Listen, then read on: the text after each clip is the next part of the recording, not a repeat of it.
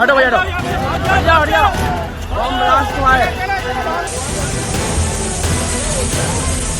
Delhi blast की गुत्थी अब सुलझने की कगार पर है। जांच एजेंसियों ने बड़ा खुलासा करते हुए बताया कि विस्फोट में मारे गए शख्स का डीएनए आतंकी डॉक्टर उमर मोहम्मद की मां के सैंपल से मेल खा गया है। यानी अब तक साफ हो गया है, ब्लास्ट की साजिश रचने वाला खुद अपने ही जाल में फंस गया।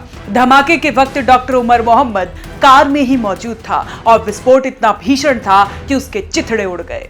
दिल्ली को दहलाने वाला ये मास्टरमाइंड अब खुद मिट्टी में मिल चुका है। अपने ही आतंक के खेल का आखिरी शिकार बनकर डीएनए जांच ने आखिरकार लाल किला धमाके की सबसे अहम कड़ी को उजागर कर दिया है। जांच एजेंसियों को अब पूरा यकीन है कि विस्फोट के वक्त कार खुद आतंकी डॉक्टर उमर मोहम्मद चला रहा था। पुलवामा से उमर की मां के डीएनए सैंपल मंगलवार को एकत्रित किए गए थे और उन्हें दिल्ली भेजकर विस्फोट स्थल से मिले अवशेषों, राख और बॉडी पार्ट्स के साथ मिलान कराया गया।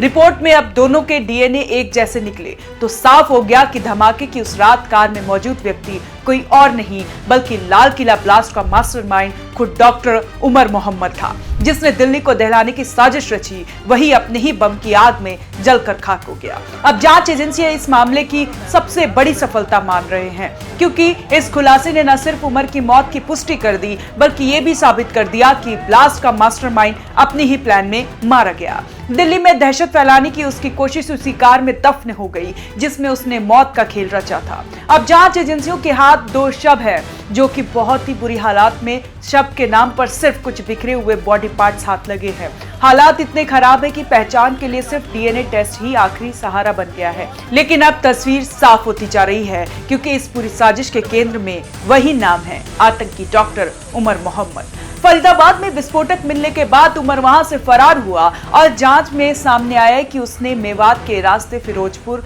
झिरका तक का सफर तय किया, जिसके बाद दिल्ली मुंबई एक्सप्रेसवे के जरिए वह फिर से राजधानी की ओर लौटा। रास्ते में उसने एक ढाबे पर रात बिताई और अगली सुबह उसी रास्ते से फरीदाबाद होते हुए बदरपुर बॉर्डर से दिल्ली में एंट्री की।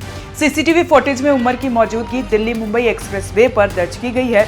रिपोर्ट के मुताबिक धमाके से 11 दिन पहले उमर ने सफेद रंग की i20 कार खरीदी थी, वही कार जो बाद में लाल किला धमाके की चिंगारी बनी। विस्फोट के बाद इस कार से जो शरीर के टुकड़े मिले उन्हें जांच के लिए भेजा गया। जम्मू कश्मीर के पुलवामा से उमर की मां का डीएनए सैंपल मंगलवार को मिलान कराया तो सब कुछ सामने आ गया। कार में मिला शव उसी का था, यानी अब पक्के तौर पर साबित हो गया कि लाल किला ब्लास्ट का मास्टरमाइंड डॉक्टर उमर उसी धमाके में टुकड़ों में बिखर गया जो उसने खुद रचा था। दिल्ली को दहलाने की उसकी साजिश उसकी कार में राख बनकर खत्म हो गई। अब बात करते हैं उस वैज्ञानिक साक्ष्य की जिसने लाल किला ब्लास्ट की गुत्थी को सुलझाने में निर्णायक भूमिका निभाई, डीएनए। डीएनए यानी डीऑक्सीरिबोन्यूक्लिक एसिड एक ऐसा अणु है जो हर जीवित प्राणी की कोशिकाओं में मौजूद होता है और उसके अस्तित्व की पूरी जीवित कहानी अपने भीतर समेटे रखता है। इसे आप किसी इंसान का प्राकृतिक पहचान पत्र या जैविक फिंगरप्रिंट भी कह सकते हैं। हर व्यक्ति का डीएनए पूरी तरह यूनिक होता है, जैसे किसी प्रोडक्ट का बारकोड। दो लोगों का डीएनए कभी एक जैसा नहीं होता। इसी वजह से जब किसी की पहचान उसके चेहरे या शरीर से नहीं हो पाती तो डीएनए टेस्ट ही सच उजागर करता है। इस जांच में ब्लड टिश्यू या गाल के अंदरूनी हिस्से से सैंपल लिया जाता है, फिर प्रयोगशाला में उस सैंपल से डीएनए को अलग करके उसकी संरचना या जेनेटिक पैटर्न तैयार किया जाता है। इस पैटर्न की तुलना संबंधित व्यक्ति या रिश्तेदारों के डीएनए से की जाती है और वहीं से सच सामने आता है। फॉरेंसिक साइंस में डीएनए टेस्ट एक अंतिम और अचूक प्रमाण माना जाता है। ये खास तौर पर तब कारगर साबित होता है जब शव जले, छत विछत या पहचान से परे हो चुके होते हैं। जांच एजेंसियां तकनीक का इस्तेमाल करती हैं जिसमें डीएनए के विशिष्ट हिस्सों की तुलना की जाती है। यही वह वैज्ञानिक तकनीक है जिसने ये साफ कर दिया कि धमाके में उड़े टुकड़े किसी अजनबी के नहीं बल्कि डॉक्टर उमर मोहम्मद के थे। वो आतंकी जो दिल्ली को दहलाने निकला था, उसकी पहचान अब विज्ञान ने पक्के सबूतों के साथ दर्ज कर दी है। अब आपको बताते हैं कैसे ये पूरी डीएनए की प्रक्रिया होती है। कार के मलबे से जले हुए अवशेष जैसे हड्डी के टुकड़े, दांत या मांस के अवशेष इकट्ठे किए जाते हैं।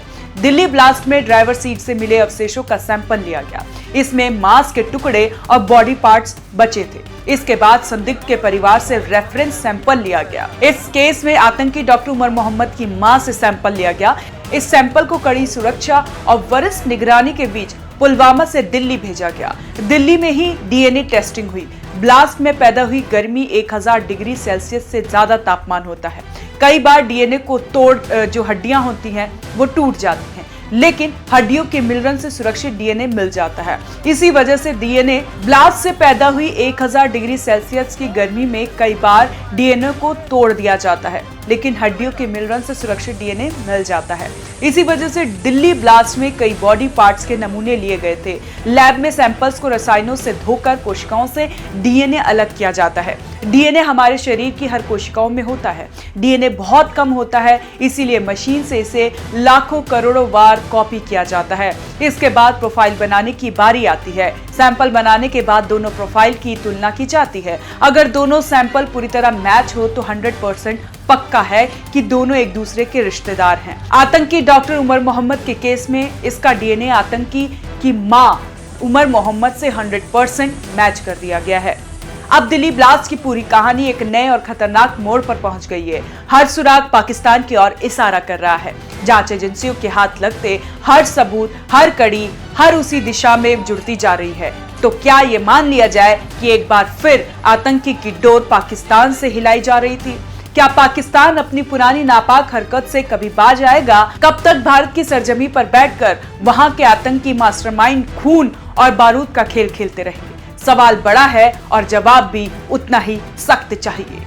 कैसी लगी आपको ये जानकारी? आप हमें कमेंट कर जरूर बताएं और देखते रहें ओएनओजी इंडिया।